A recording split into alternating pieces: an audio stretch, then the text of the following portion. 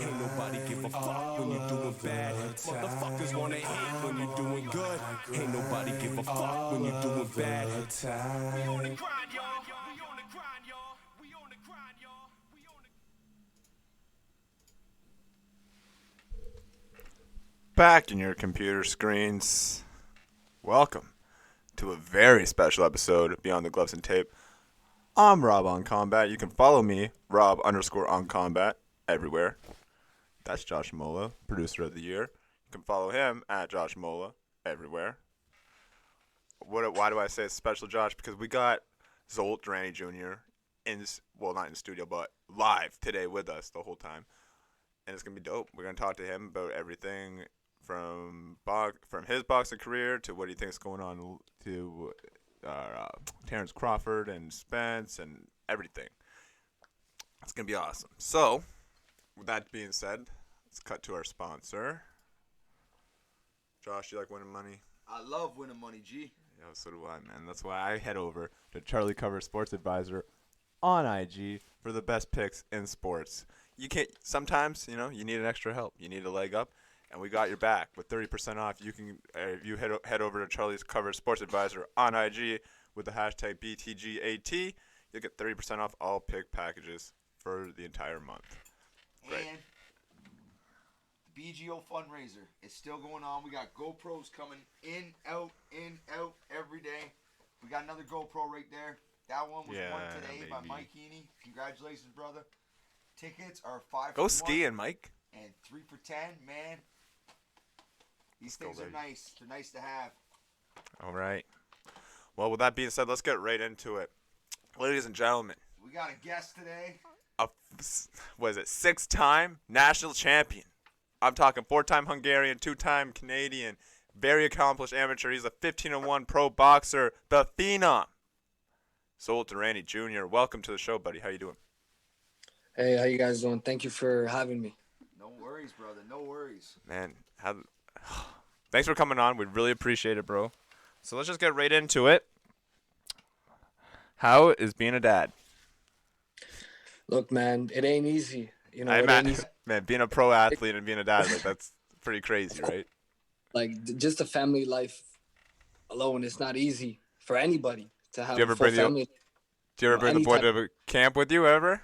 Huh? Pardon me? You ever bring the boy to camp with you or what? No, for sure, no. No? You go out to camp, see them and come visit once in a while, but the closer it gets to the fight, not at all. Not at all, because I need to stay focused. I love my family, but I love that. That's the problem. I love There's them the balance, too much. right? Like it'll take me off track. I need to stay focused for fight nights. So, yeah. No, I get that. Especially coming off a loss. Like I imagine, like the entire vision of camp is completely different. Speaking of which, I thought you did get a fair shake in that. You boxed beautifully, my man. Like it wasn't a bad showing on your behalf at all. I imagine you've seen the tape a couple times. Yeah. So what do you think? What do you think went wrong on fight night? So look, there's a lot of things that I'm gonna get into this. I'm gonna get into it real deep so people understand and hear me out too. So I thought I won the fight too. I did think I won the fight. I thought it was a close fight. Every single round was a close fight. Go upstairs. I thought every single round was a close fight, close round. But I thought I won 5 rounds and he won 3. And it was close. I'll give him that, but the jab was there. And I looked at every single round very carefully, because at first, I'll be honest, I couldn't even watch the fight. I couldn't watch the fight for the first 2 months. I could not sit down to watch that fight. I was so, disappointed in myself. I was mentally, I was so hurt losing that fight, because my mentality, I'm never losing. Especially with your support system, everyone's gonna be there for you no matter what. So you don't really know what's there, what's real, what's not. Champ, I'm telling you right now, you won the fight. I'm telling you right now, the jab was there. You didn't have a bad show, is what I'm saying. I don't think your stock dropped at all. Yeah, thanks. I appreciate it. And I didn't feel myself that night at all. I'm gonna be honest with you. I didn't feel it. I didn't feel I had the power. I didn't feel I had the speed that night. There's a lot of stuff that was going on, inside kind of my camp and inside, even on fight night, there was things going on. Obviously, my wife was pregnant. I was literally just about to say that. I was like, didn't you just have a kid right after fight night? Like, that's a lot of people don't know that. Listen, I've never went on interview and told people the exact story, but it was crazy. I'll get into a little bit. For me, it's no excuses. At the end of the day, even on my night, I feel I should have beaten this guy. I'm gonna be honest. I feel I should have knocked this guy out, even on my worst day, because I know myself on worst day. I've had sparring sessions on my worst day, and like I know myself, and I know who this guy is. I've seen many of his fights. I've seen all his tapes. And, this guy was sparring Terrence Crawford before fighting me, like a month or two before fighting me. So I knew he was in the greatest shape of his life. But I said, look, no matter what, I'm going to beat this guy. Yeah. The question is, how badly am I going to beat him? That was what I was worried about. I want to look so good. And that was one thing that kind of messed me up, too, is because I was trying to look too good. I had, Al Heyman's guy come up to me, tell me that he heard that I'm the truth and they're here to watch me fight and they're excited. That made me so nervous. I didn't fight in 2.5 years. And last time I fought was in Mexico on a small show. This is the biggest. These are the biggest names in the sport, too, coming up to you and telling you this. Sorry to cut you off, champ. Yeah. But that I can imagine. Like, that would be crazy, right? I was nervous. And also, Steven Espinoza came up to me like 2 different times. And even in the corner, he came to my while I was warming up. And he said to me, he's excited to watch me fight. He put that whole broadcast up, that live broadcast, because of me, because he wasn't going to do that. The prelims, he was just going to do the no way co-main event, but he did all that prelims. Wow. They live that prelims because of me, and it was just I was so nervous, and because I didn't fight 2.5 years, I had a lot of ring rust. My legs already felt like they were tired, or like they were kind of jello-y, more like jello-y. They were more jello-y already in the 3rd round, so I was like, I was kind of conserving my energy. I've never done an 8-round fight before. I just felt like I couldn't let my hands go like I wanted to. Yeah. There was a lot of stuff that went on in that fight. But obviously, my wife was pregnant, and I got a phone call the day of the weigh-ins, and oh no, saying that it looks like she's has to give birth. They had to induce it or something like that. So give her that pill to induce it. It wasn't looking good. So I was in my hotel room. I found out, and she was debating if she should tell me or not.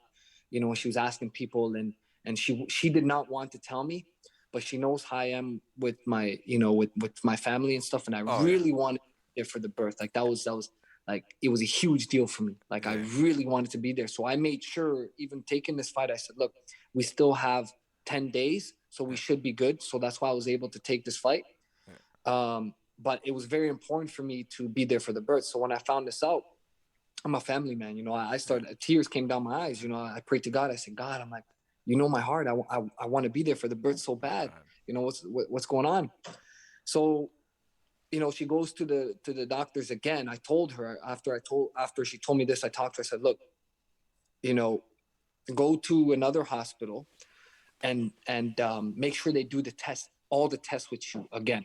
Don't just listen to what they said. Make sure they do other tests with you and find out that, everything is good and that you actually have to get this induced, pregnancy going.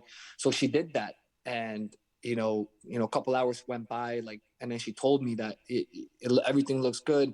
They don't need to induce it. I could give birth at any second. It can start happening. The labor could start, and the water can break, but the water hasn't broken yet. Bro, before the roller coaster that's going through your head at this point must be just insane. It was like I was obviously, I was tears coming down my eye, I was crying, I was upset a little bit, and then more joy came, like, okay, it looks like it's good, looks like I can still be there for the birth.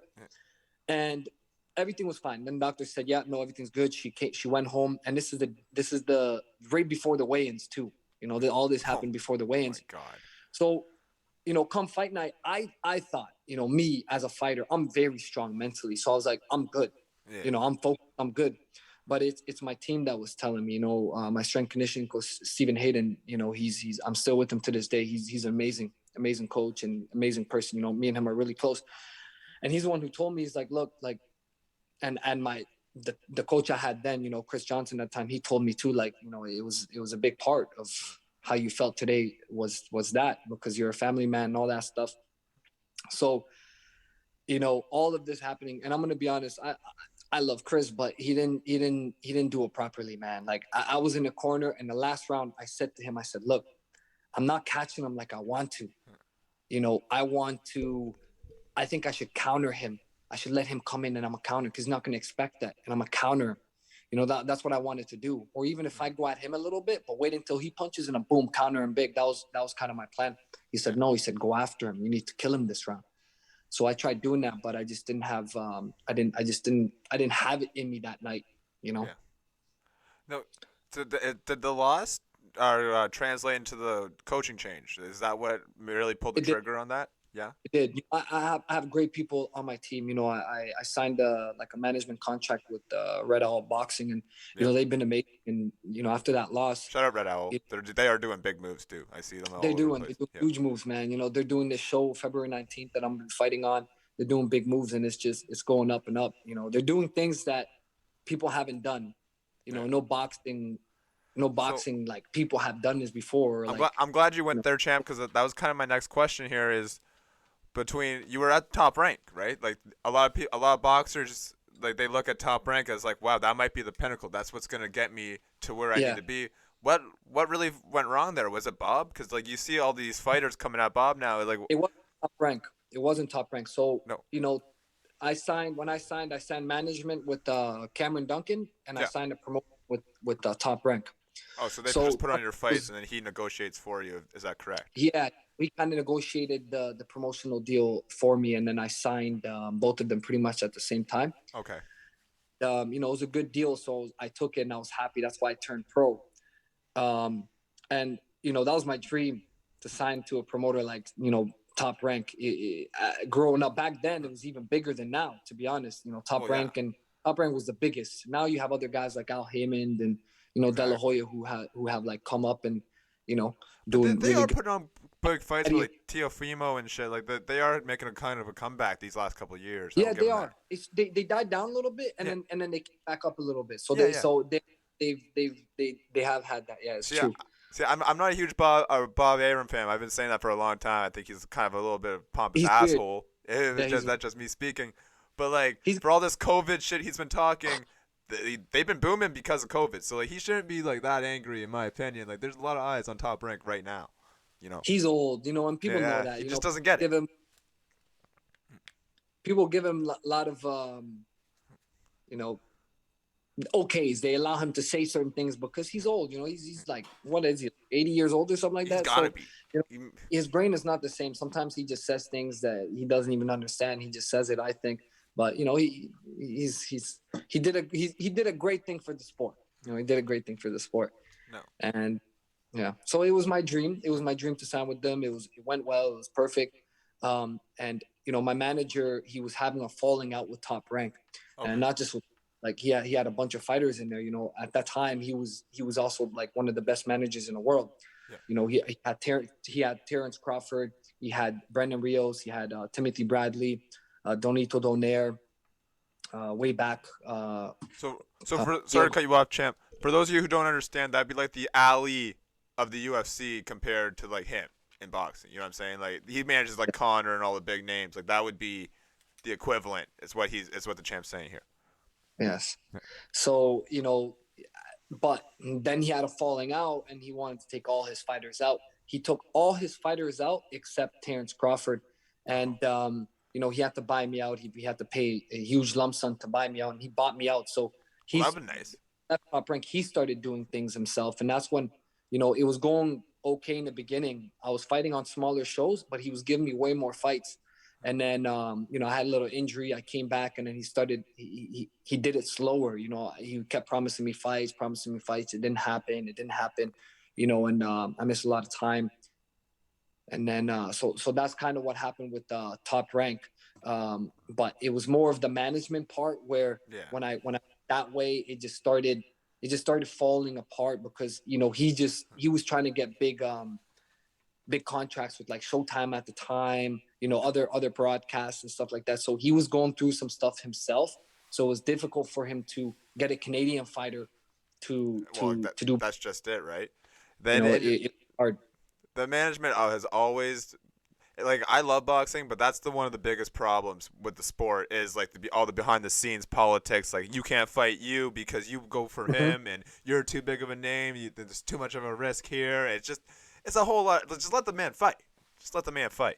Yeah, it's true. It's true. It's too much. Too much of that going on, even at the world class. That's why Errol Spence and Terrence Crawford haven't fought each other yet. You know what I mean?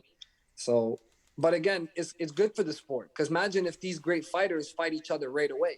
That's not good either, right? The buildup makes those fights even bigger. So, there should be a limit though, because there's times where fighters never fight each other, and it could be a great fight. True. No, I get that. Now, like you see all these like big crossover fights or the big money fights with like Jake Paul and the YouTubers and stuff. Is that something you would consider in the future, like, or are you just like all in going for the title right now? Like you're just all in, right? So I'm all in, man. Like honestly, like after this loss, it's like it was a wake up call. Well, you look at Tommy, like guys like Tommy Fury, like that's I'm comparing you and Tommy Fury because like I know you have more fights professionally, but like kind of Tommy Fury and you would be the most equivalent to who he's faced. And like he just kind of jumped at it, and he just wants the money. I don't care about my career. Give me Jake, and we'll just get all these eyes on me, and let's just do it that way. Yeah, like would you ever consider trying to get that many fans on you in like one swoop? Say you do very well in your next fight, and you happen to throw Jake's name out there, and you say, hey. Oh yeah. I'll do it tonight.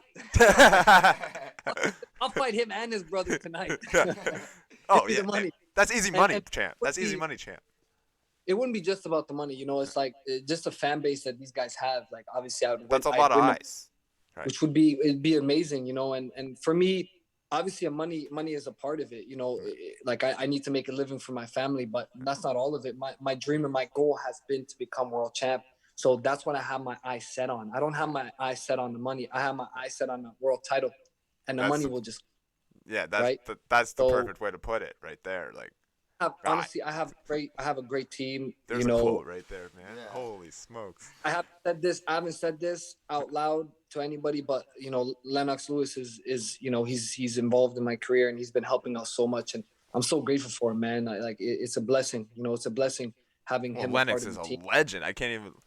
I can't. I would probably pass out if I seen Lennox in person. And you get to talk to him on a daily. But like that's crazy to me, man. Man, trust me. Like his knowledge, and people don't even know how smart Lennox is, man. I'm not trying to boost him because I'm close with him. I'm telling you right now, he is at the top.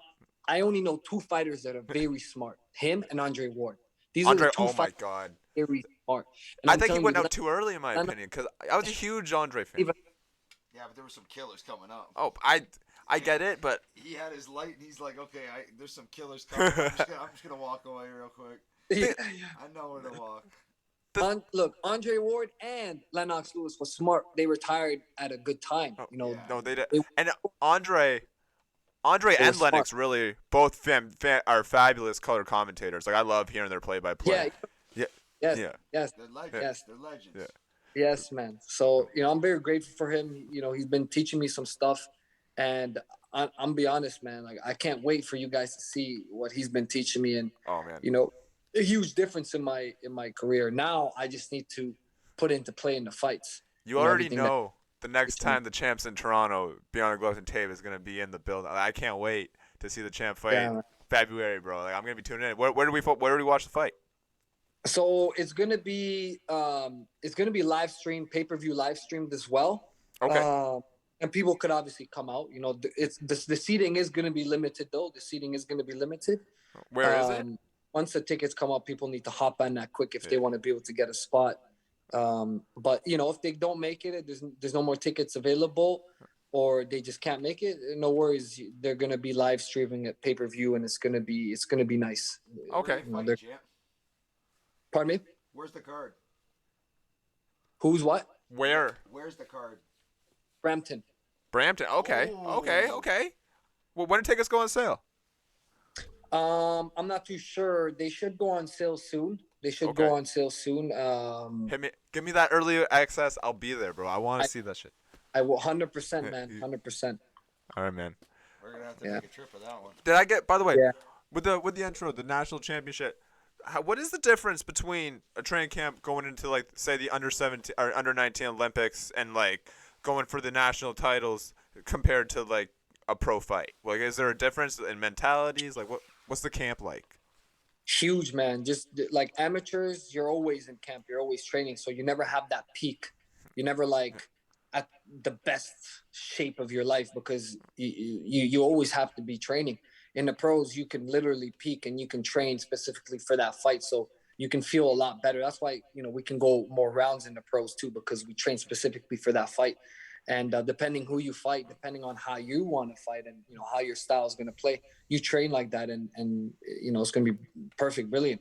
Amateurs, you can't do that. It's just 3 rounds, right? 3 rounds, 3 minutes, so it's a fast pace. So everyone you're going to fight is kind of going to be a fast pace, but it's a huge difference because obviously the time, you don't have much time. You just need to let your hands go. Someone could be a great amateur fighter, but they will not be a great pro fighter. Someone could be a crappy amateur fighter, but they could be a great pro fighter too. And sometimes just say that great amateur be a great pro.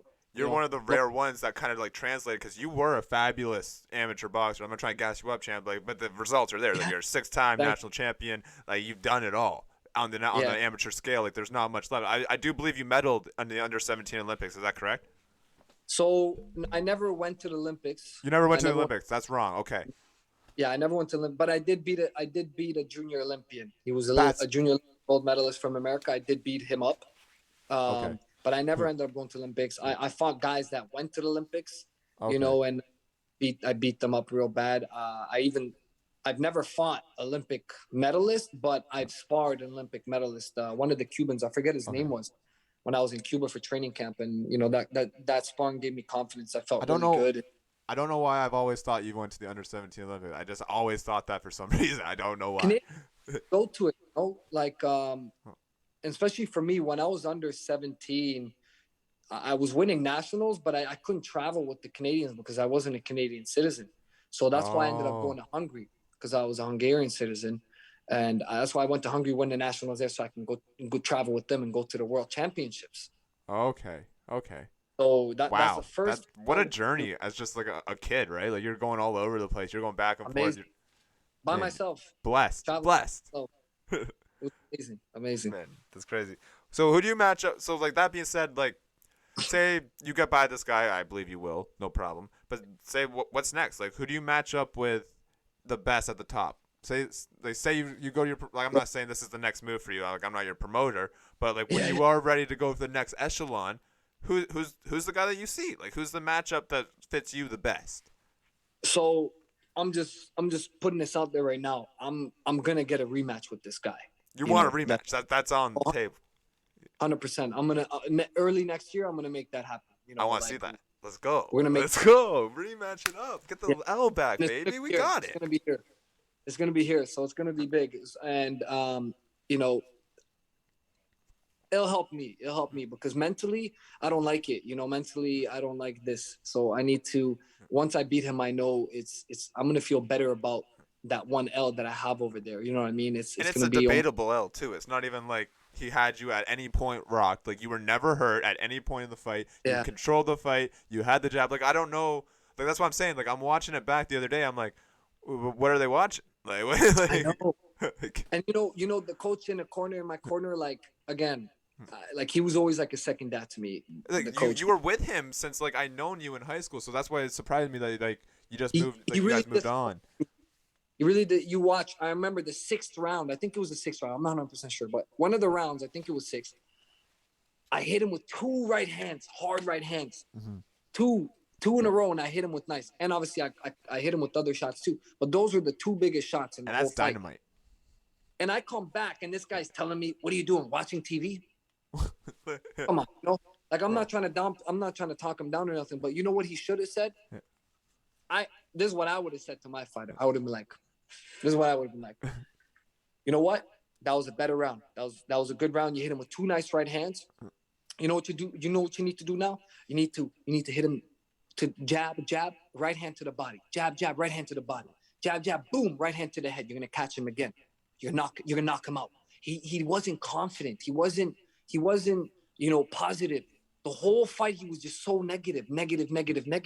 And that translates to you in the corner, right? Like, you go out there and you feel those vibes. Like, this is very much a process of feelings out there. Like, you're not really all there. You can't tell yourself the advice because you're focused on staying alive. This is survival mode now, and now you got the bad vibes in there. That can't go well for you, obviously. And mentally, I was like, okay, like, what do I do? What do I do? I even said, what do you want me to do? I said to him, what do you want me to do? Because I couldn't get my hands off like I wanted to, like I didn't feel it.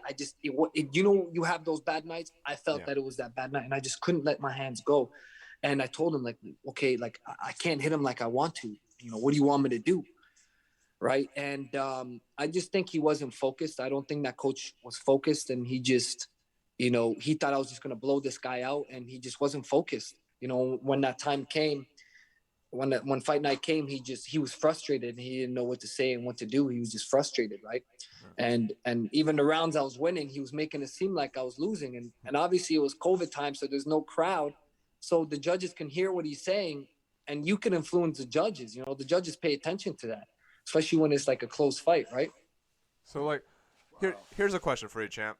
When you're outside of camp, like, well, inside, outside, like, do you watch anything other than, like, boxing? Like, are you watching, like, the fights tomorrow? Like, are you actively into, like, all combat sports? Or are you just, like, zoned in to, like, boxing? And it's everything boxing. Like, we're going all in to be, this is what we're trying. You know what I mean? So, mostly boxing. I'm mostly just into boxing. But, the bigger fights when it comes to UFC, sometimes I tune in. When McGregor fights, or when Anderson Silva fought, I used to tune into his fights. Who else? Khabib, he fought a few times. I watched Khabib's that. one of my favorites. We love Khabib over here, bro. Pardon? If Connor's and a boxing match is going on, I'm definitely watching a boxing match. Yeah. So, yeah. That's the first thing I thought about when you said Steven Espinoza. I didn't want to downplay your boy. You know what I mean? But I was like, you dirty rat. You know what I mean? Yeah, good time. Oh, man. That was okay, when I seen him. I got a couple rapid fires for you. Yeah. Okay. Canelo at cruiserweight. What do you got? Is he going to be the champ? Oh, he's honestly, right now, he's really overrated. I'm going to be honest with you. I think he's the greatest. He's a great fighter. Don't get me wrong. Oh, he's a great fighter. His last fight really proved to me that he's very overrated. Caleb Plant isn't a great fighter. I'm going to be honest with you. He's not at all. He only has, 20 pro fights or something like that. And he's not a great fighter. His style and everything, he doesn't have power in that weight class. I imagine you see some of these guys like Caleb Plant with the belt, and you're just like, come on. Like, give me. Yeah. Why? What the fuck? I'm not taking nothing away from him. But Canelo is supposed to be like, boom. He should have had an easier time with him and then knocked him out. But he was having trouble with him. And you know what that shows me? I'm going to tell you something. If him and Mayweather was to fight now, Mayweather's too old now, but let's say when they fought, Mayweather was 40. If Mayweather was 40 now and Canelo had the experience he has now, and they fight at the same weight class, Mayweather beats him. Easy. Still, yeah, exactly. The Easy, jab, because he can't That's a hot take, man. Wow. That's a hot take. That's a super hot take. Let's go, bro. champ. Yeah. Okay. I like that, though. Okay. I'm not denying that. Well, like, you think about it, like, he can't. But champ, you're dead on though, because you think about it. Who gave Canelo problems the last 2 times? Triple G. Yep. What does Triple G do? Yep. He's a chess player. He solves you out. That's exactly what Mayweather do. He gets the Yeah. data. He's watching you go for a couple of rounds, and he's countering. Hey, Saunders was doing good too. He Pardon? was doing good. Oh, Billy Saunders. Yeah, no, I thought I had Billy up, champ. I did. I'm not gonna lie. I had Billy up until the stop. I don't remember, but I remember he was doing good. He was doing good. Shot, Yeah. That's a vicious Yeah. shot. No, that shot was deadly. The orbital. There's no coming back after that. That was done. Yeah. Done. Vicious Done. shot. So what are you, Deontay done or what, champ? Deontay and what? Is Deontay done or what, champ? No. No, you think he's coming back? I think he's gonna come back. Is his chin gonna be the same? That's the question. That's the question, right? But when you have a punch like he does, he ain't done. He's gonna knock a lot of people out. What about this heavyweight division, man? This heavyweight division is booming. Joshua, I think he knocks out even Usyk. He beats a lot. He might. You have think he trouble. beats Usyk, eh? I think he knocks out Usyk. There's too Well, much he kind of power. has to. I almost think he beats everyone except Tyson Fury. I'm gonna be honest with you. Tyson Fury's a different animal, though, bro.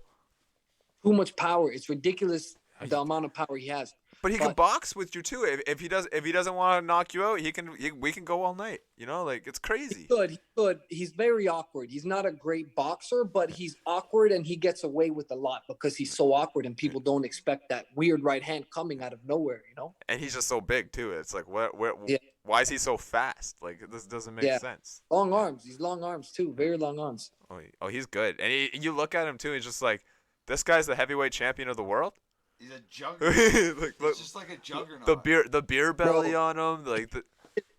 Oh, you're talking about Tyson Fury? Yeah. Tyson Fury. Yeah, you look at his body, it's like, bro, who is this guy? He's world champion. Yeah. That's the heavyweight champ.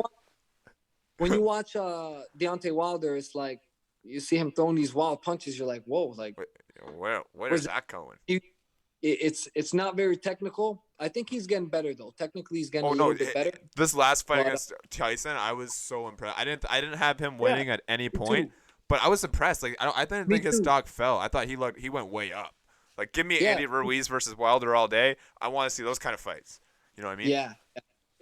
He improved. I give him that. He improved, but so did Tyson Fury. Tyson Fury improved, and he took him out of there. He's too big. Oh, Tyson! Big. I think Tyson's the best in the world. Speaking of that, Bud and Spence, who do you got? Man, I think Bud really proved himself with the Sean Porter. Before that, I couldn't tell you. I'd be like, man, I don't know. Yeah. Spence is a beautiful boxer though. Like he's just a different animal, man. He's different. Different. And look, I got Sean TC though. I got TC. He's my boy. Like I got him. He's one of my favorite fighters. I gotta go with the Bud, man. Yeah, man. Honestly, I think so too. I think Bud beats him. Close fight. You think he knocks him out? You think he gets him out of there? He might get him out of there. I'll be honest. Bud has a chance to get him out of there because of his style. His style is very unique. It's very difficult to deal with, and I don't think Errol Spence can deal with that style. I can see him giving trouble to Bud for a while, but Terrence will figure him out and start catching him, and Errol Spence is not used to that lately. He's not used to getting hit with certain shots like that. And if you look at Sean Porter was catching with some nice shots too. Yeah. So sure he's hittable, and Terrence Crawford has great accuracy. So honestly, I see Terrence Crawford winning that fight. But it'd be his toughest fight for sure because Errol Spence is coming. He's coming to fight. He's coming to war. And there's war there. Like there's history there. Like it's not gonna be like a little we're coming to play kind of love tap. Like these both want to get them out of each. Like both these guys want each other out of there, easy. And Errol Spence knows that this is his toughest fight, so he would train ridiculously hard. And I know that he would come forward. He would try to stop Terrence Crawford, and he would just come forward. He would throw so many body shots. Take my money. Just take my money, champ. I want to see it. I need to see it. I don't want to see it. I need to see it. This has to happen. How are we gonna see it though? That's the question. It's the promotion. It's the promoters, man. We gotta get something's got to be done here, bro. Something has got to be done with this. I agree. They need to get it done. That'd be a huge fight. Everyone wants to see it. How do we feel about MMA crossovers? Do we enjoy them? MMA crossovers? Yeah. Listen, I think it's great for the sport. You like it, so you're not an old. I love it. Even Jake Paul, man, he's bringing more fans to the sport. I what? love it. Boxing is a lot. I don't like Jake Paul.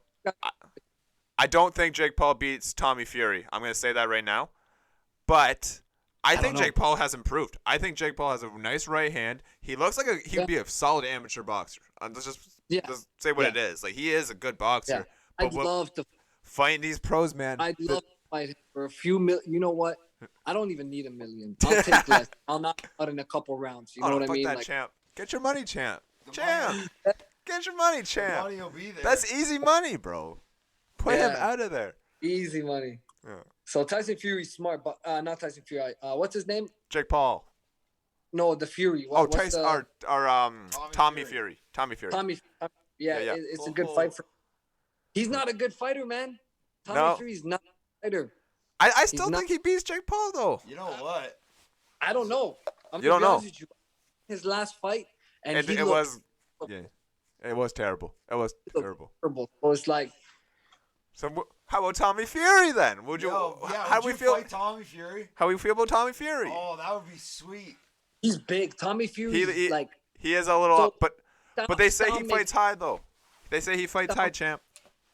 Styles makes fights, and I think Tommy Fury's like both of them are obviously 190, so they're a lot heavier than me. You know what I mean? I think you beat them both, champ. Let's just say what it is. I think even though between them, I don't know who'd win. For me, he'd be more difficult because he's taller, he's longer. He just seems heavier. Like he's just more. He looks stronger. You know what I mean? So he's just a more difficult person to fight because of the size difference. But obviously, if he was to lose a little bit of weight, and I gain a little bit of weight, or even if he just comes, honestly, even at 180, like I think he's a terrible fighter. I'm not gonna lie. I really don't. I'm not impressed by him at all. And that's the nice thing about these weight classes too. Like we can go up, we can go down. If we really want to make a fight happen, we can make the fight happen. Like let's just stop the BS. You know what I mean? Yeah. But it doesn't always make sense. Certain fighters can get away with it. And I imagine you're not into the gimmick fights either. Like it's got to make sense for your career at this point too. Like. That's why I used to fight at 154. I used to walk around like 155, 160 at most. And I used to just fight at 54. I'm like, you know what? Let me get down to 47. I have my man strength now. I feel really strong. I feel really good. And I think 47 will be great. It's a tougher weight class too. But I believe, it's the big fights. I want to be world champ at 47. I want to defend that title. Possibly win more than one world title in that weight class, make a mega fight. And I'm going to be honest, I want to be world champ at 54 too, right? If I don't get that opportunity to fight for a second bout or a third bout or whatever at 47, I definitely want to defend the bout a few times. And I want to move up to 54 because I can. I'm tall. So that's your goal. I want to win the world be a world champion and defend the belt. 2-division world champion. You know what I mean? Fire. At least. That's fire. Yeah. Yeah. Are we trying to make? Are we here for a long time? Or are we here for a good time? Like what's the career plan, champ? Look, my career plan. I want to. I have great people. I'm very thankful for the people I have. Red Owl. Well, Red Owl seems to be treating you well. Like I imagine it's more like a kind of like a focused on you, and that's kind of what you need. Honestly, like we need like a team around one fighter, and that's gonna make that one fighter's career go all the way up. It makes sense. Yes. And that's what they're doing. They're new to it. They've never done this before. I'm their first, but they're doing a great job, and I'm here to help them. And there's many other people here to guide them as well, because, we all need to succeed. We all need to, make boxing big in Canada, and we're here to help each other, and they're here to help other people too. And, that's their goal. That's their plan. They want to make boxing big in Canada. So are we limited just to Canada with Red Owl? But are we like wide open? Like we're ready to go anywhere, everywhere? Like give me the best opportunities. The goal is we're gonna go big with Red Owl, and we're gonna do some stuff with like other people. That's the main goal, and make it big and in America, and bring some Americans here, bring the world title here possibly. That would be amazing.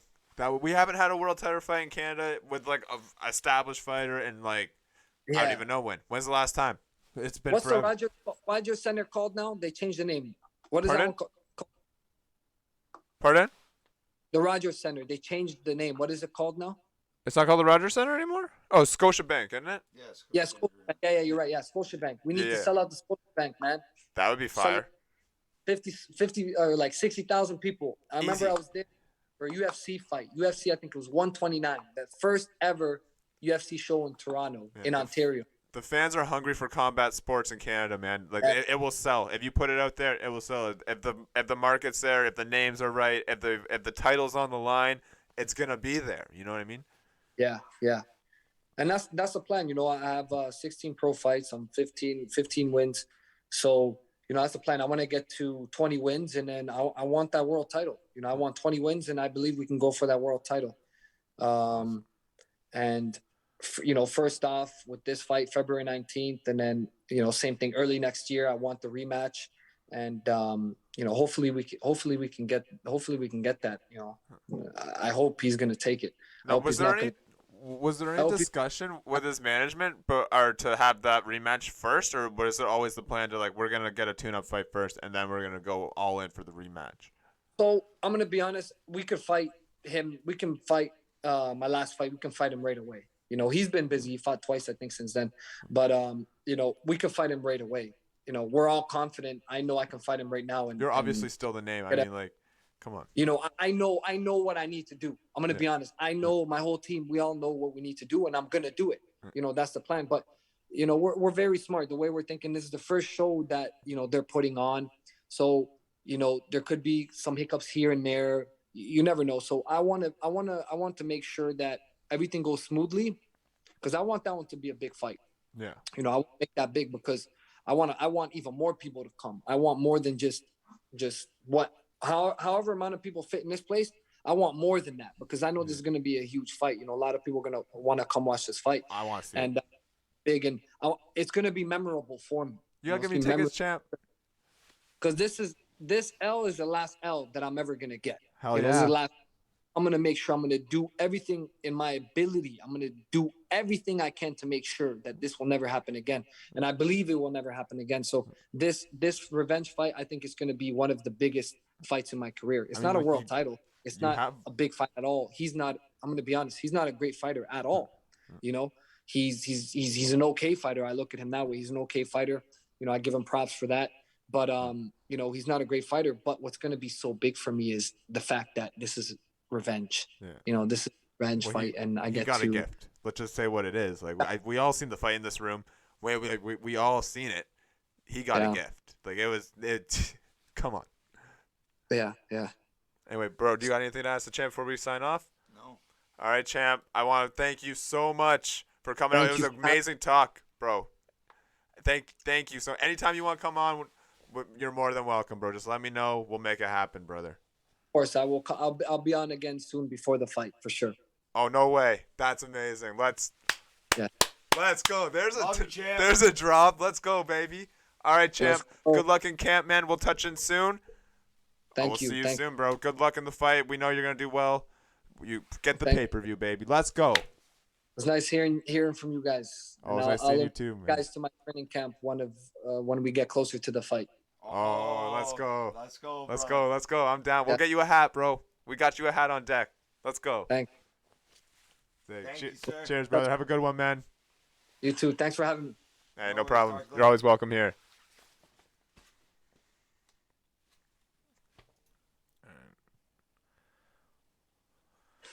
And that was Zsolt Daranyi Jr. Wow, what a show, man. We barely talked about UFC. Who cares? Yeah. Who cares, baby? What a show. What a show. Thanks for tuning in, guys. Yeah, I didn't go on Instagram. It is what it is. See ya.